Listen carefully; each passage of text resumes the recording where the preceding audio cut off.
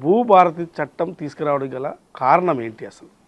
ఇప్పుడు ధరణి అయినా ఇప్పుడు వచ్చిన భూభారతి అయినా అంతకుముందు ఉన్న 1B కానీ కాసరా ఇవన్నీ కూడా గ్రామ స్థాయిలో భూమి యజమానుల రికార్డు. అంటే ఆ ఊళ్ళో ఎవరెవరికి భూమి ఉందని ఒక రికార్డులో రాసి పెడతాం. కాసరా పహాని 1B పాతవి మాన్యువల్గా ఉండేటివి ధరణికి వచ్చినాక కంప్యూటర్ రికార్డ్ అయింది. ఈ స్థానంలోనే కొత్త హక్కుల రికార్డు వస్తుంది.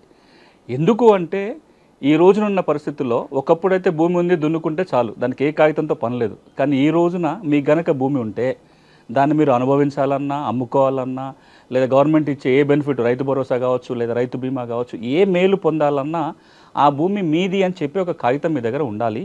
ఆ భూమి మీది అని గవర్నమెంట్ రికార్డులో రావాలి. అదే హక్కుల రికార్డుల పుస్తకం అంటాం, దాన్ని ROR అంటాం. ఈ ROR 71 నుంచి ఏదైతే చట్టం అమలు జరుగుతుందో దాంట్లో భారీ మార్పులు తీసుకొచ్చి అప్పటి ప్రభుత్వం ధరణి పేరుతో ఒక కొత్త ROR చట్టాన్ని తీసుకొచ్చింది. ఒక కొత్త వెబ్సైట్ని రూపకల్పన చేసింది. ఈ ధరణిలో మీరు చూస్తే కనుక ఎంతమందికి అయితే భూమి ఉందో భూమి ఉన్న వాళ్ళలో 60-70% మందికి రికార్డులో తప్పులు వచ్చినాయి.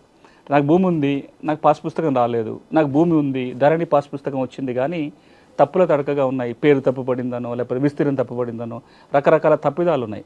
ఇప్పుడు ఆ తప్పులు సరిచేసే వ్యవస్థ కూడా లేకుండా పోయింది ధరణి చట్టంలో. ఈ నేపథ్యంలో గడిచిన 5 ఏళ్ల కాలంలో 2020లో ధరణి వచ్చినప్పటి నుంచి ఇప్పటి వరకు చూసినట్లయితే ఎంత లేదన్నా ఓ 25 లక్షల మంది రైతు కుటుంబాలు ధరణి ఇబ్బందుల వల్ల బాధపడుతున్న సందర్భం.